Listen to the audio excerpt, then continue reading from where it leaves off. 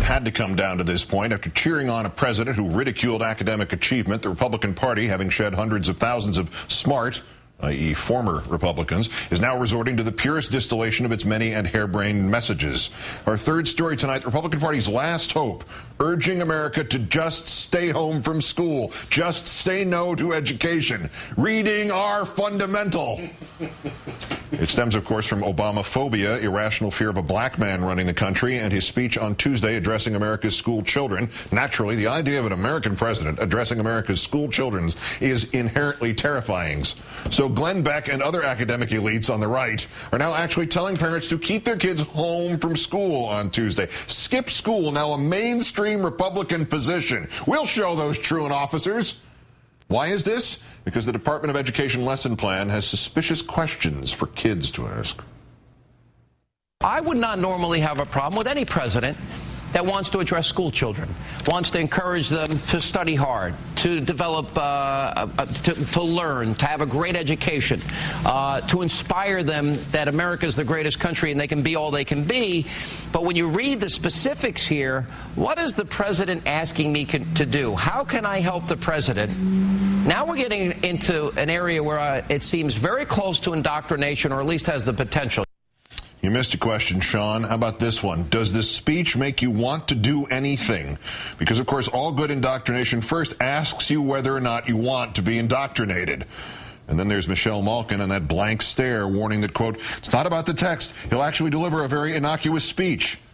Wait, what? Oh, I see. Teachers will then urge their kids to write letters to demonize Obamacare. To demonize Obamacare opponents. So where did this insidious idea come from that President Obama should teach America's kids? Perhaps from the article for the cover of Parade magazine last month, What President Obama Can Teach America's Kids by Mr. William O'Reilly. Or maybe from this guy who spoke to America's kids as campaign season began in October 1991, asking kids to write him, telling him what they could do to help him achieve his goals. Let's turn now to MSNBC political analyst Jonathan Alter, also, of course, senior editor at Newsweek magazine. John, thanks for your time tonight. Hi, Keith. I know a lot of liberals are really upset about this, but it's so stupid I can't take it seriously. I mean, if Michelle Malkin suggested that kids should wear a clove of garlic around their necks at all times to ward off Obama, I would not be laughing as hard as I am now. Can you explain this crap for us? Well, they're just rank hypocrites. I mean, I didn't see any of these characters complaining about President Reagan in 1988 when he did this. In fact, Reagan, in his session with America's school children, talked about the importance of cutting taxes. I didn't see them. I didn't see them talking about indoctrination at that point on Limbaugh's program. And then, of course, you mentioned President Bush did the same in 1991. I think what you have here is a bunch of people who really don't believe that Barack Obama is legitimately president of the United States, whether that's out of racism or some other motivation is not clear. But they're trying to delegitimize him in any way they can, be as disrespectful, not just to him, but to the office as they can. And to my mind, to be actually what I would call unpatriotic in their approach. And by that I mean that if you believe in this country, you know that education is the only route up. And that doesn't mean that missing a day of school on the president's speech matters that much. But the point is, Obama has tremendous influence, particularly with African-American school children, in getting them to stay in school and work hard and work to improve this country. And the school superintendent in New Orleans has spoken about the Obama effect, that when the teachers tell the kids, the president wants you to do your homework, it helps. Now, why would they want to undermine that? Why would they want more children growing up, dropping out of school, causing problems for themselves and for society?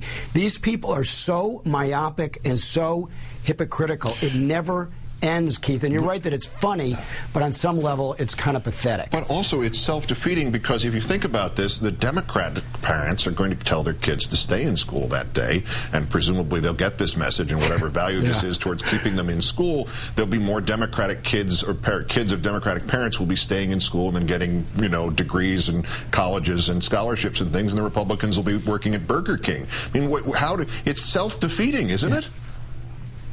Well, you know, it really is. It's something that people don't quite understand is that if you look at the 2008 election returns, the Republican Party is not only becoming more regional, more of a Southern party, obviously an older white party, but also a much less well-educated party. For the first time in many years, Democrats carried college-educated voters. And, of course, they've long carried graduate school-educated voters. So you can see scientists go overwhelmingly Democratic. So they're becoming whiter, more Southern, and more stupid as time goes on. And I'm not sure that that helps either their party or the country. Well, but conservatives also used to be conservative. Go to school, listen to your teacher, shut up, respect at least the office of the president, whether you care about the president or not. What exactly is the value system they're espousing now? I think it's resistance to, you know, a political opponent and a very doctrinaire, ideological approach to analyzing issues. And it works a lot of the time, Keith. There's a hardcore 20%, I don't think it's that much higher than that, but 20% of the country that listens to these programs and that takes their marching orders from clowns like, you know, Glenn and Rush. No, well, I think that actually they've hit one that I like. Stay home. Keep your kids at home, conservative parents. Keep them at home and then watch them not get into college, which is fine because they don't learn anything because they don't teach that evolution and other science and stuff like that. Jonathan Alter, MSNBC and Newsweek, great thanks. Have a great weekend. Thanks, Keith.